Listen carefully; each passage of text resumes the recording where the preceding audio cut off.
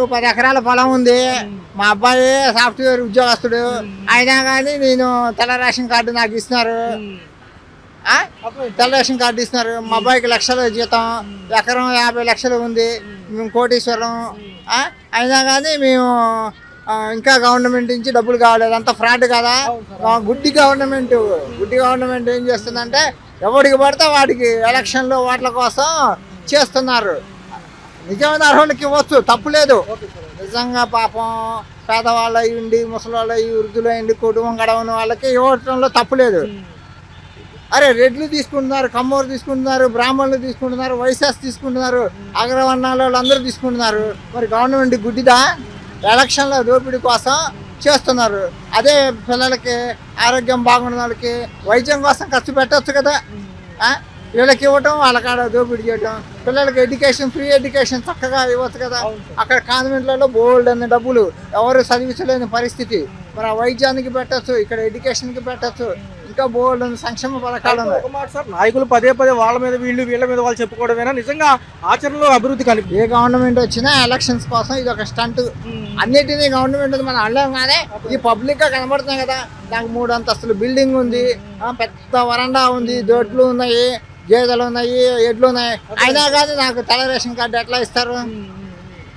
నాకు ఇవ్వడానికి ఇస్తే బాగుంటుంది. నిజమైన అర్హులకి ఇవ్వండి, ఇవ్వద్దని నేను అంటాను.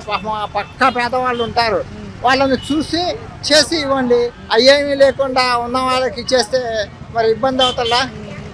ఒక మాట ఎక్కడ చూసుకున్నా కానీ నిన్న మొన్న 3 రోజులు కూడా లడ్డు వ్యవహారమే.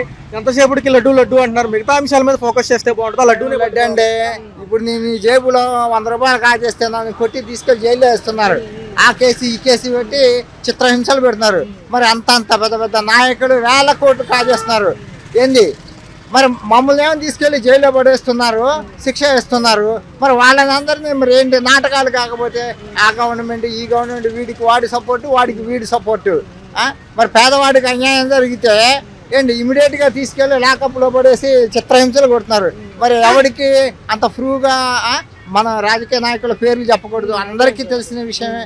మరి వాళ్ళని ఎవరు ఏం చేయటం లేదు. ఈ లా మొత్తం ఫ్రాడ్. ఇప్పుడు నేను ఉన్నానండి, 10th క్లాస్ చదువుకున్నాను, నేను పాస్ అయ్యాను అనుకోండి. పాస్ అయితేనే ఇంటర్మీడియట్కి వెళ్ళేది. ఈ కోర్టులో న్యాయం అన్యాయం న్యాయం అని చెప్పినవాడు పై కోర్టుకి వెళ్తే అది న్యాయం అవుతుంది, ఆ పై కోర్టుకి వెళ్తే మళ్ళీ అది న్యాయం అవుతుంది. మరి అంత చేతకాని ఎదవాడికి లారీ పోస్టులు ఎందుకు ఇవ్వటం? అంటే తిరుపతి దేవస్థానం విషయం కాబట్టి కొంచెం తెలియదు, అవి మనకి తెలియదండి. ఏదన్నా కానీ అదంతా కూడా ఫ్రాడ్. న్యాయ వ్యవస్థ అట్లాగే ఉంది, మిగతా వ్యవహారాలు అట్లాగే ఉన్నాయి. మనం ఎవరిని కూడా కరెక్ట్ అని చెప్పడానికి లేదు. అంత పబ్లిక్గా మనకి అసెంబ్లీలో చెప్తారు, కానీ ఏది కూడా ఇంప్లిమెంట్ ఏం చేయరు. వాడెవడో అధ్యక్ష అంటాడు, వాడు చేతకాని ఎదవా, వాడు ఏం చేయించలేడు.